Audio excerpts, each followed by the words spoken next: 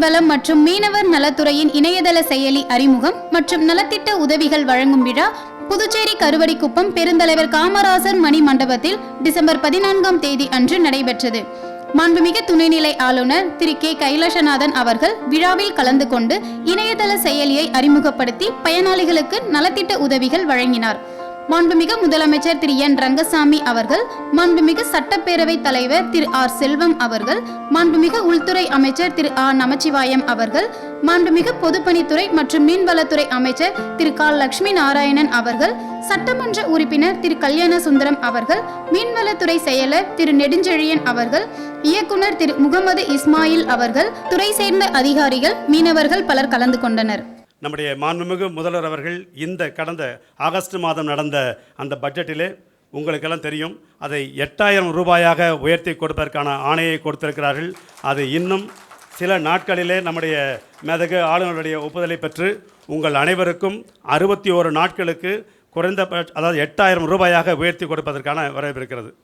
உங்களுக்கு தெரியும், இப்போ இந்த 3 ஆண்டுகளில் இந்த தடைக்கால பணம் மட்டும் நம்முடைய சகோதரர்களுக்கு இசிஎஸ் மூலமாக இதுவரை கிட்டத்தட்ட ஒரு 32 கோடி ரூபாய் கொடுத்திருக்கிறோம். இந்த 3 ஆண்டுகளில் பலருக்கும் அதாவது பார்க்கின்ற பொழுது அது இசிஎஸ் மூலமாக வருகிற காலத்தில் உங்களுடைய வங்கிகளுக்கு நேராக வருகிற காலத்தினால் அது எவ்வளவு பணம் வந்திருக்கிறது என்று எங்களுக்கும் சரி உங்களுக்கும் சரி சரியான கவனத்திலே சரியாக பதிய முடியாமல் போயிருக்கிற காரணத்தினால் இந்த விஷயத்தை நாங்கள் சொல்லிக்கூட கற்போம். கிட்டத்தட்ட இந்த அதே போல் ஊட்டச்சத்து, அந்த ஊட்டச்சத்து உதவிக்காக 25000 பேர்களுக்கு ஆண்டுதோறும் 7.74 கோடி ரூபாய் கொடுக்கப்பட்டு இந்த 4 ஆண்டுகளில் 32.45 கோடி நாம் வழங்கியிருக்கிறோம் இந்த ஆட்சி வகுப்பேற்ற பிறகு.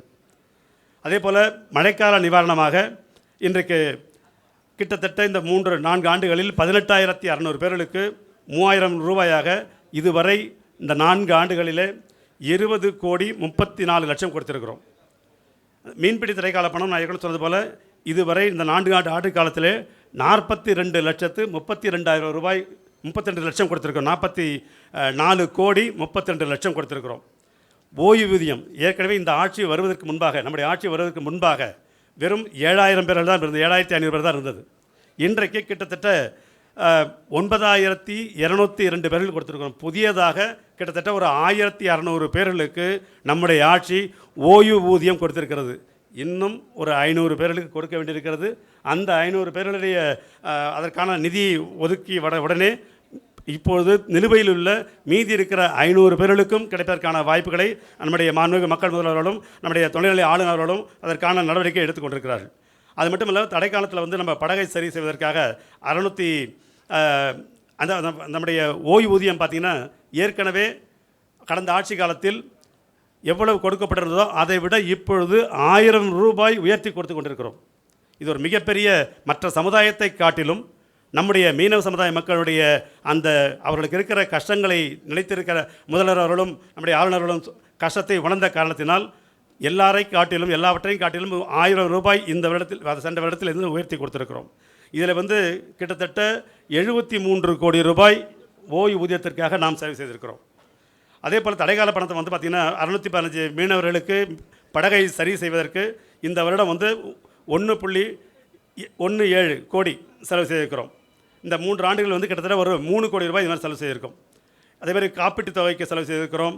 டீசல் மானியம் 615 பேர்களுக்கு உங்களுக்கு தெரியும், ஏற்கனவே வந்து 6 ரூபாய் தான் கொடுத்தாலும் ஸ்பாட் சப்சிடி மட்டும் தான் கொடுத்துருந்தாங்க.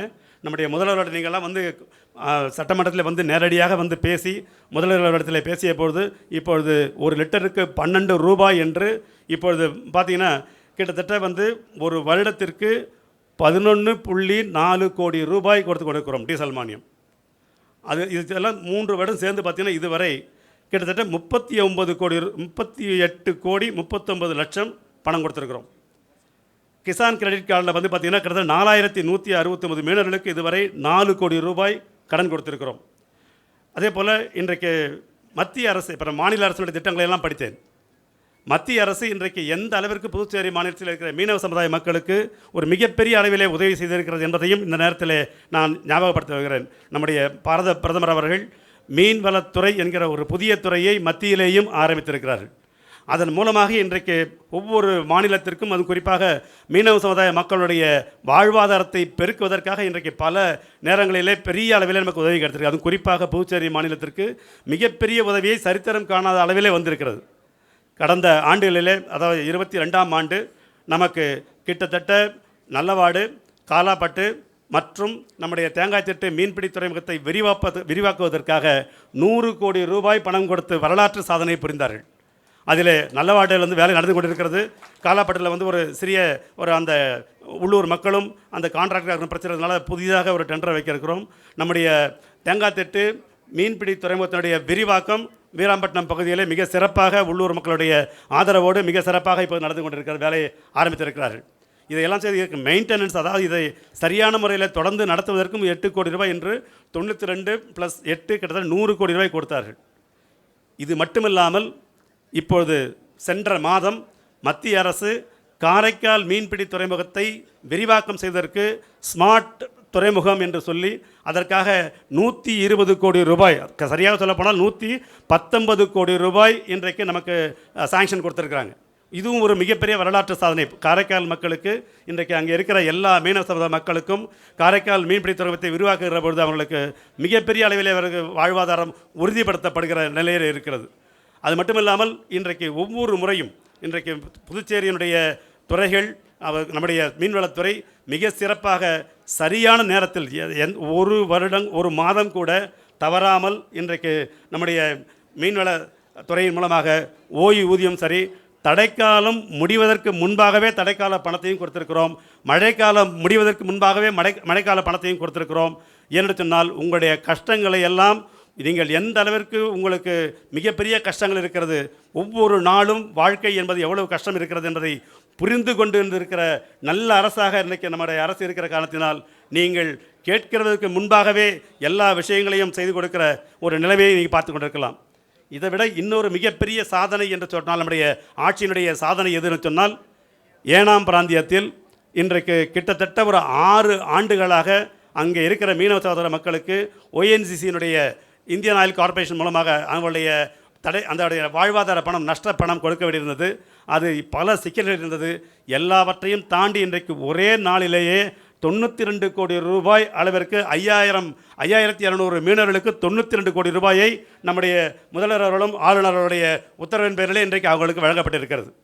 இதையெல்லாம் நீங்கள் சேர்த்து பார்க்கிற பொழுது எந்த அளவிற்கு மீனவ சமுதாய மக்களுக்கு இன்றைக்கு நம்முடைய புதுச்சேரி அரசு மிக மிக கவனத்தோடு இன்றைக்கு உங்களுக்கு உற்றார் உறவினர் கூட செய்ய முடியாத அளவிற்கு இந்த ஆட்சி உங்களுக்கு மிக மிக பக்கபலமாக உங்களுடைய ஒவ்வொரு பொருளும் சேதமடையாமல் உங்களுடைய நீங்கள் கஷ்டப்படுகிற ஒவ்வொரு ரூபாயும் வீணாக போகக்கூடாது என்கிற அளவிலே நினைத்து பார்த்து உங்களுடைய வாழ்வாதாரத்திற்கு உத்தரவாதம் கொடுக்கிற மிகப்பெரிய அரசாக, நல்ல அரசாக, இதுவரை காணாத அளவிற்கு இருக்கிற அரசாக இன்றைக்கு நம்முடைய அரசு வந்து கொண்டிருக்கிறது. இதையெல்லாம் தாண்டி இன்றைக்கு காலாப்பட்டு மக்களுக்கெல்லாம் ஒரு மிகப்பெரிய ஒவ்வொரு ஆண்டும் இன்றைக்கு நம்முடைய பெரிய பாதிப்பில் இருந்து கொண்டிருக்கிறார்கள். இதனுடைய பாதிப்பை கடல் அரிப்பின் மூலமாக மிகப்பெரிய அளவில் பாதிப்பு வருகிற காரணத்தினால் இன்றைக்கு நம்முடைய புதுச்சேரி அரசு, மாநில அரசு வங்கிகள் மூலமாக கடன் வாங்கி கிட்டத்தட்ட ஒரு 24 கோடி ரூபாய் அளவிற்கு கல் கொட்டுகிற பணியை இன்றைக்கு 4 ஊர்களிலும் செய்திருக்கிறோம். இது நிச்சயமாக அதாவது நம்முடைய வாழ்வாதாரம் இல்லை, பெரிய அளவில் ஆபத்து இருக்கிறது என்று கிட்டத்தட்ட எல்லா ஊர்களிலும் இருக்கிற நம்முடைய மீனவ சகோதர மக்கள் சொல்லிக் கொண்டிருக்கிறார்கள். காரணம், தூண்டில் வளைவு அமைக்காவிட்டால் நமது கடற்கரையை காப்பாற்ற முடியாது என்கிற ஒரு உறுதியான செய்தியை நமக்கு கொடுத்த எங்களுக்கும் அது புரிந்து கொண்டிருக்கிறது. மத்திய அரசிற்கும் எழுதியிருக்கிறோம். இதனுடைய முதல் வெற்றியாக இதுவரை தமிழகத்திலும் கூட இன்றைக்கு பல பிரச்சனை இருக்கிறது. நம்முடைய அரசிற்கு முதல் முறையாக நம்முடைய வைத்தியகுப்பம் பகுதியிலே சோதனை மூலமாக ஒரு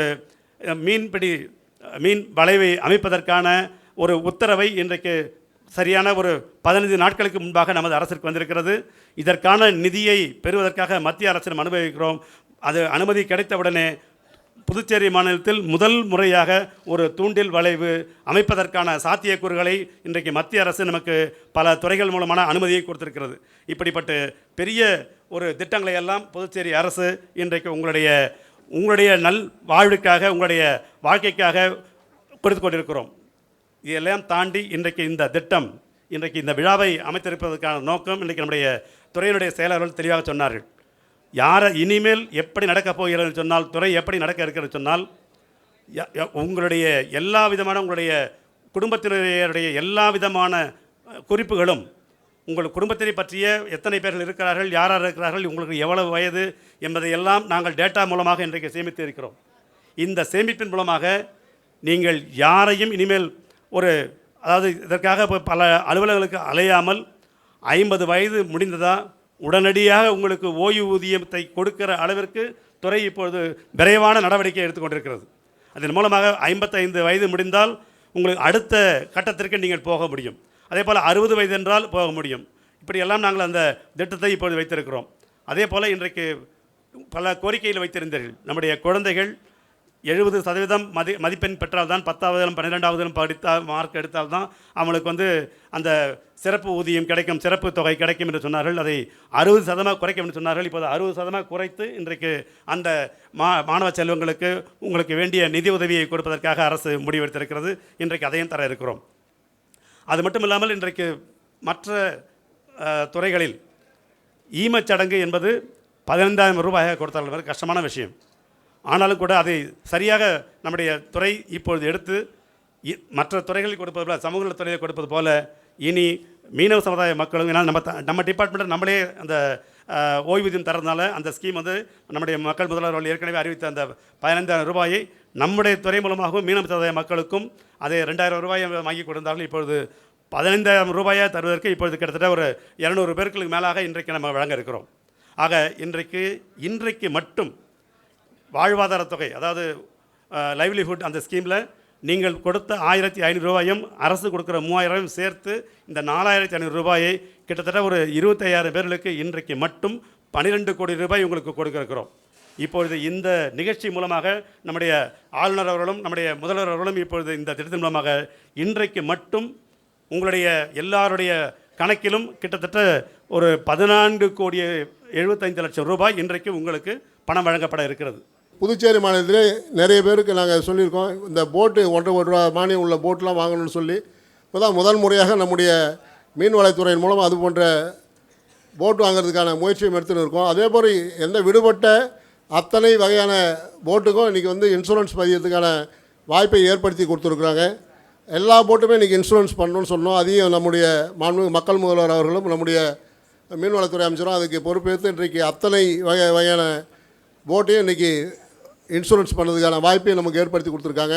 இங்கே இருக்கின்ற மீனவ சமுதாய மக்கள்லாம் தெரியும், நமக்கு குறிப்பாக இந்த வீராம்பட்டினம் மீனவர்களுக்கும் மற்ற சமுதாய மக்களும் எந்த ஒரு தொந்தரவும் இல்லாமல் இன்றைக்கி அனைத்து மீனவ சமுதாய மக்களும் ஒருங்கிணைந்து பணியாற்றுகிற வகையில் அவர்கள் மீன்பிடிக்கு எவ்வித இடையூறும் இல்லாமல் செய்ய வேண்டும் என்ற இந்த சுருக்கு வலைய பயன்பாட்டிற்கும் வாரத்தில் 2 நாட்கள் பயன்படுத்துவதற்கான உரிமையும் நம்முடைய முதல்வர் அவர்களும் நம்முடைய தொழிலாளர்களும் பெற்றுத்தந்து இன்றைக்கு அந்த சுருக்கு வலையின் மூலமும் வாரத்தில் 2 நாட்கள் மீன்பிடிவதற்கான உத்தரவாதத்தையும் நம்முடைய தேசிய ஜனநாயக கூட்டணி அரசு அது வழங்கி கொண்டு வருகிறது. ஆக இதுபோன்று மக்களுக்கான திட்டங்கள் மட்டுமல்ல, மீன்வளத்துறைக்கு தனி முக்கியத்துவம் கொடுத்து தொடர்ந்து இந்த அரசானது உங்களுக்கு தேவைகளை நம்முடைய மக்கள் முதல்வர் தலைமையில் நடக்கின்ற இந்த அரசானது நம்முடைய தொழிலாளர்களோட ஒப்புதலோடு இன்றைக்கு அத்தனை வகையான உதவிகளையும் உங்களுக்கு செய்து வருகின்றது. அதுமாதிரி கல்வி உதவித்தொகையும் இன்றைக்கி நம்முடைய முதல்வர்கள் இன்றைக்கு மீனவ சமுதாய மக்களுக்கு ஏற்றி கொடுக்க வழிவகை செய்துள்ளார். இதுபோன்று பல்வேறு சாதனைகளை அடுக்கிக் கொண்டே போகலாம். இன்று நடைபெறுகின்ற இந்த நலத்திட்ட உதவியில் கலந்து கொண்ட அத்தனை மீனவ சமுதாய தலைவர்களுக்கும் மக்களுக்கும் என் நெஞ்சார்ந்த வாழ்த்துக்களையும் பாராட்டுகளையும் சொல்லி விடைபெறுகிறேன். நன்றி, வணக்கம். அரசானது உங்களுடைய வாழ்வின் நிலை உயர வேண்டும் என்பதற்காகவும் நீங்கள் மகிழ்ச்சியோடு வாழ வேண்டும் என்பதற்காகவும் தேவையான அத்தனை நடவடிக்கையும் எடுக்கும் என்பதை நான் உங்களுக்கு கூறிக்கொள்கின்றேன். நல்லா தெரியும் உங்களுக்கு, சுனாமி நேரத்தில் எப்படி இருந்தோம், எப்படி செயல்பட்டோம் என்பதை நீங்கள் நல்லா அறிவிங்க. அதுக்காக வீடுகள்லாம் எப்படி கொடுக்கப்பட்டது, கட்டி கொடுக்கப்பட்டது. இப்போ எங்கே இருக்கிறீங்க, அங்கே ஒரு வீடு இங்கே ஒரு வீடு தான் இருப்போம்னு சொல்லுவீங்க. அங்கே ஒரு வீடு இங்கே ஒரு வீடு. ஏன்னா தொழில் அந்த அதாவது மீன்பிடி தொழில் என்பது அவ்வளோ ஒரு முக்கியமான தொழில். கடலோரத்தில் இருக்க வேண்டிய கட்டாயமும் நமக்கு இருக்குது, கட்டாயமும் இருக்குது. ஆனால் பாதுகாப்பு இடத்தில் வசிக்க வேண்டிய ஒரு நமக்கு உண்டு. வாழ்வில் ஒரு பாதுகாப்பு என்பது மிக அவசியம். அதனால் தூரம் தள்ளி அந்த வீடுகள் கட்டி கொடுக்கப்பட்டிருக்கிறது. அதனால் உங்களுடைய மகிழ்ச்சி என்பது தான் எங்களுக்கு மிக முக்கியமான ஒன்று. உங்களுடைய வாழ்க்கையுடைய தரம் உயர வேண்டும், வாழ்க்கை நிலை உயர வேண்டும் என்பது தான் எங்களுடைய அரசனுடைய எண்ணம்.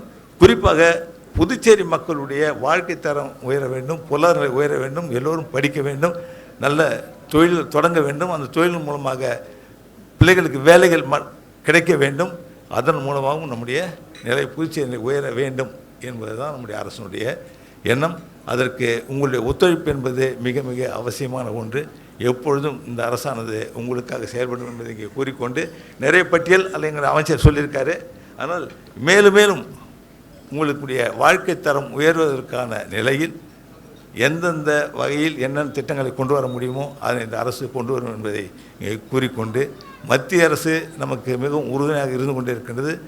அதற்கு நம்முடைய மீன்வளத்துறையின் மூலமாக, மத்திய அரசுடைய மீன்வளத்துறையின் மூலமாக மீனவ சமுதாய மக்களுக்காக கொடுக்கப்பட வேண்டிய நிதியை அரசு நமக்கு கொடுத்து கொண்டிருக்கின்றது. அதனையும் இணைத்து அரசானது மாநில அரசுடைய நிதி, மத்திய அரசுடைய நிதி இவற்றை இணைத்து சிறந்த முறையில் உங்களுடைய வாழ்க்கை தரம் உயர்வதற்கான பயன்படுத்தும் என்பதை இங்கே கூறிக்கொண்டு, மத்திய அரசுக்கு என்னுடைய மனமார்ந்த நன்றியை கூறினோம். நம்ம எப்பொழுது கேட்கும் பொழுதும் நம்முடைய மத்திய அரசு உங்களுக்கான நிதியை கொடுத்து கொண்டு இருக்கிறது. அதற்கு மத்திய அரசுக்கு வேண்டிய மனமார்ந்த நன்றியை கூறி உங்கள் அனைவருக்கும் வாழ்த்து தெரிவித்து விடைபெறுகின்றேன். நன்றி, வணக்கம். மீன்வளம் மற்றும் மீனவர் நலத்துறையின் இந்த விழாவில் கலந்து கொள்வதில் மிகுந்த மகிழ்ச்சி அடைகிறேன். ஏனென்றால் ஆதி காலத்திலிருந்தே அறிஞர்கள், ஆராய்ச்சியாளர்கள் கடலுக்கு அடியிலும் கடற்கரையிலும் புதைந்து கிடக்கும் ரகசியங்களை தேடிக்கொண்டிருந்த போது மீனவர்கள்தான் மன வலிமையோடு தங்கள் உயிரை பணயம் செய்து கடல் அலைகள் மீது பயணம் செய்து மக்களுக்கு உணவு தந்தார்கள்.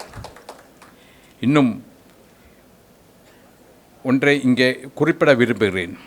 இந்த நாட்டை பாதுகாப்பதில் மீனவர்களுக்கு மிகப்பெரிய பங்குண்டு.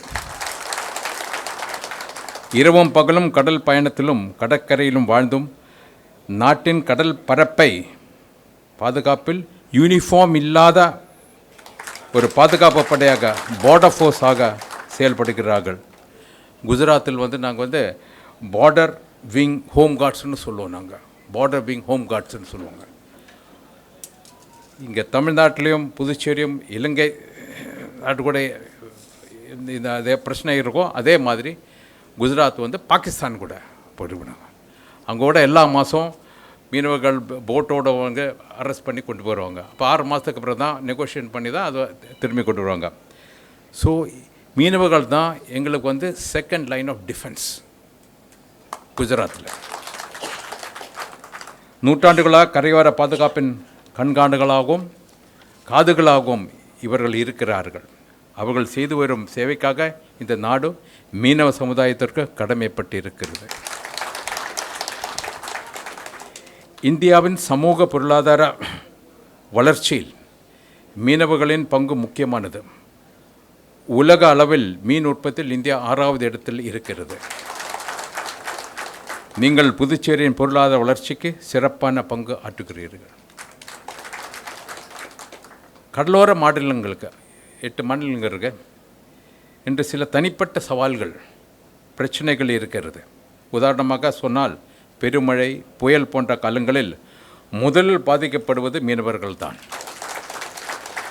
அப்படி நாட்டின் பொருளாதார வளர்ச்சியோடு தொடர்பு கொண்டு இருக்கும் மீன் பிடிக்கும் தொழில் மற்றும் மீனவரின் வாழ்வாதாரத்தை பாதுகாக்க, மேம்படுத்த மத்திய மாநில அரசுகள் கவனம் செலுத்துகின்றன. மீன்பிடி துறைமுகங்களை மேம்படுத்துவது, மீன்பிடி தொழில் மையங்களை விரிவாக்கம் செய்வது, கடனுதவி மற்றும் சலுகைகள் வழங்குவது போன்ற நல்ல திட்டங்கள் செயல்படுத்தி வருகின்றன. பாரத பிரதமர் நரேந்திர மோடியின் வளர்ச்சியடைந்த பாரதம், விகசித் பாரத் திட்டத்தின் கீழ் $1 டிரில்லியன் பொருளாதார வளர்ச்சி என்ற இலக்கோடு நாடு வளர்ந்து கொண்டிருக்கிறது. அதில் சர்வதேச வாணிகம், வேலைவாய்ப்பை உருவாக்குவதில் மீன்வளத்துறை முக்கிய பங்கு வகிக்கிறது. இந்த சூழ்நிலையில் பதப்படுத்தப்பட்ட உணவு, சீ ஃபுட் இண்டஸ்ட்ரி ப்ராசஸிங் போன்ற தொழில்கள் மூலமாக மீன்பிடி தொழிலில் நாம் உள்ளூர் சந்தையில் இருந்து சர்வதேச சந்தைக்கு நகர வேண்டும். இந்திய அளவில் குஜராத் மாநிலம் மீன் உணவு ஏற்றுமதியில் முதல் இடத்தில் இருக்கிறது. காரணம், அங்கே மீன் உணவு பயப்படுத்த தொழில் நிறுவனங்கள் இருக்கின்றன. அதோடு அங்கே எல்லாம் சைவங்கள், எல்லோரும் வெஜிடேரியன். அப்போ அங்கேருந்து எக்ஸ்போர்ட் பண்ணி தான் ஆகணும். நான் முதல்ல குஜராத் போனோம், 20 வருஷம் எனக்கு மீனே கிடைக்க மாட்டேங்குது.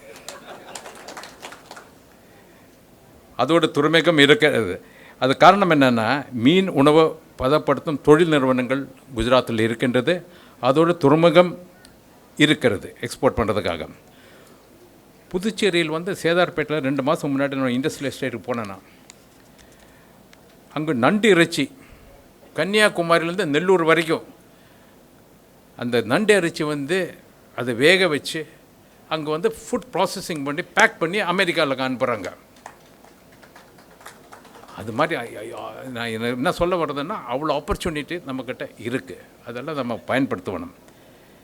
நான் எப்போவுமே நினைப்பேன், நான் 2 தடவை நான் காரைக்கால் போர்ட்டுக்கு போயிட்டு வந்திருக்கேன். அப்போ